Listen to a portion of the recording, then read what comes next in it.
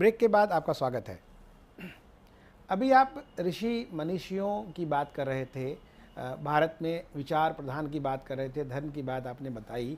आपको लगता नहीं है जो भाषा की राजनीति जो हो रही है और एक स्तरहीनता आ गई है, एक व्यक्ति परक से हट करके एक नीचे स्तर पे आ गई है, इसका क्या कारण दिखता है आपको? एक दूसरे पर दोषारोपण, मुद्दे से भटक करके व्यक्तिगत आरोप प्रत्यारोप, ऐसा क्यों हो रहा है भारतीय राजनीति में? देखिए भाई साहब, ये देश जो है, कांग्रेस ने इस देश को राजनीतिक दिवालियापन का शिकार बना दिया और राजनीतिक पार्टियां वैचारिक खोखलापन का शिकार हो गई है।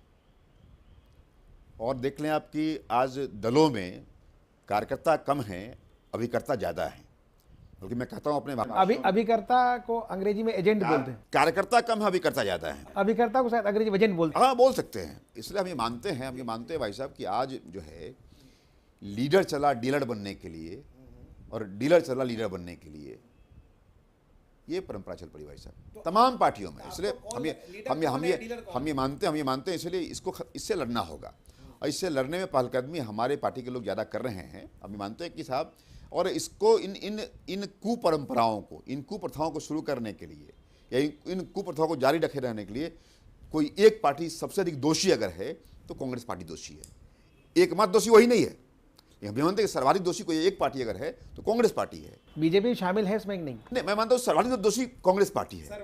मैं किसी और को स्पेयर नहीं करता हूँ, दोषी सब लोग हैं। आइए हम सब मिलकर के उस पॉलिटिकल पर्जिंग का काम करें। राजनीति में शुद्धिकरण का दौर चले, राजनीति शुद्ध हो, तब देश में हम अच्छा काम कर सकते हैं। इसलिए देश की राजनीति में जो कुछ भी गंदा है उसमें सबसे अधिक दोषी कोई अगर है तो कांग्रेस दोषी है। आज देश की राजनीति में पाखंड, घमंड, उदंड भरा हुआ है तो सर्वाधिक दोष कांग्रेस पार्टी को जाता है। तो पाखंड कौन है, उदंड कौन है और घमंड किसके? ये सब में है, थोड़ा बहुत आप देखेंगे सब में है, किसी में कम है किसी में अधिक है, सब में है। इसलिए मैं कहता हूं कि घमंड, पाखंड, उदंड है और सब में भाजपा भी शामिल है। उतना ही नहीं, सब में है, किसी में कम किसी में अधिक है। उसी में मैं मानता हूं फिर परिवारवाद भी है, श्रृंगारवाद भी है, कारोबारवाद भी है। मैं मानता हूं परिवार, कारोबार, श्रृंगार, इससे लगता है आज की राजनीति गिरी हुई है इन सब चीजों से है। कोई कम कोई ज्यादा, कोई कम कोई ज्यादा है। वैसा इसका उपाय, इलाज यही है भाई साहब। आइए हम सब मिल करके राजनीति का शुद्धिकरण का दौर चलाएं। राजनीति में विचार की प्रधानता हो, राजनीति में जो व्यक्ति का व्यवहार है, व्यवहार जो सादगीपूर्ण व्यवहार हो, नैतिकता वाला व्यवहार हो, जिनके लिए देश जाना जाता रहा। इसीलिए विचारों पे चलें, नैतिकता पे चलें हम सब लोग, तो निश्चित तौर से हम सब लोग कामयाब होंगे और इस देश को आगे ले जाने में हम लोग सफल होंगे। आपने बड़ी अच्छी बात कही विचारों की, नैतिकता की। राहुल गांधी कांग्रेस के उपाध्यक्ष हैं, उन्होंने आरोप लगाया आप पे कि भाजपा की ये दुर्गति हो गई है, अडानी इन अडवाणी आउट।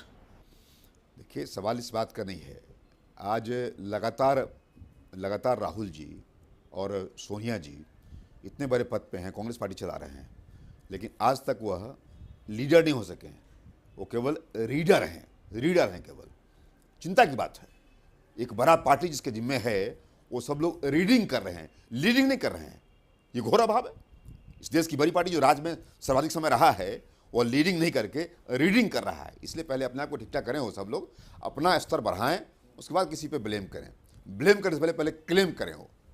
लेकिन ब्लेम में उनका ब्लेम गलत तो नहीं है। जो वरिष्ठों की दुर्गति हुई है, मुरली मनोहर जोशी की, कलराज मिश्र की, राजनाथ सिंह को भी सीट बदलना पड़ा, बिहार में कई से सीट हैं जो बदलना पड़ा। पूरा मतलब एक तरह से ऐसा समीकरण बना कि सिर्फ मोदी मई दिखे, भाजपा मां ना दिखे, ऐसा लग रहा है। देखिए मैं कहता हूं कि पॉलिटिकल अलाइनमेंट और इलेक्टोरल एडजस्टमेंट अलग बातें होती है।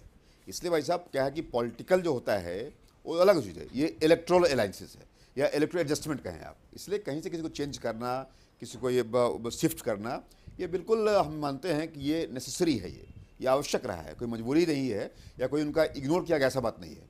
बल्कि पॉलिटिकली कैसे उसको विनेबिलिटी फैक्टर को रख करके सामने कैसे हम सीट जीतेंगे, इसके लिए किया गया। इससे शिफ्टिंग है, रिसफलिंग है। मतलब 40 ईयर से जो बीजेपी में है या 30 साल से हैं, पूरा जीवन समर्पित कर दिया वो किनारे, जिन्होंने अपना सब कुछ सवरस, और जो नहीं वो आगे।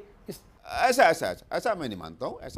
ये आप लोगों ने प्रचारित किया है, ऐसा मैं नहीं मानता हूँ।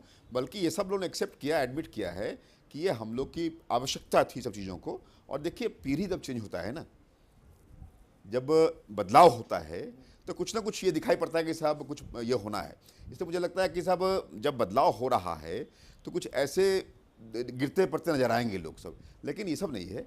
जब बड़ा निर्माण होना है तो कुछ छोटे मोटे जो खस्ताहाल दिखाई पड़ता है उसको तो हम लोग को सहना पड़ेगा। हम लोग भारतीय राजनीति में 1971 के पास एक लीडर का सामने लोगों ने देखा था, उनका नाम था श्रीमती इंदिरा गांधी।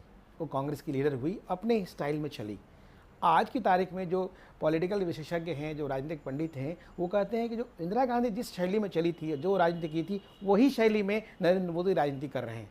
आपकी टिप्पणी? देखिए, इस देश को एक स्ट्रांग लीडर इंदिरा जी को मानता है लोग, हम भी मानते हैं। Indira ji was a strong leader, no doubt about it.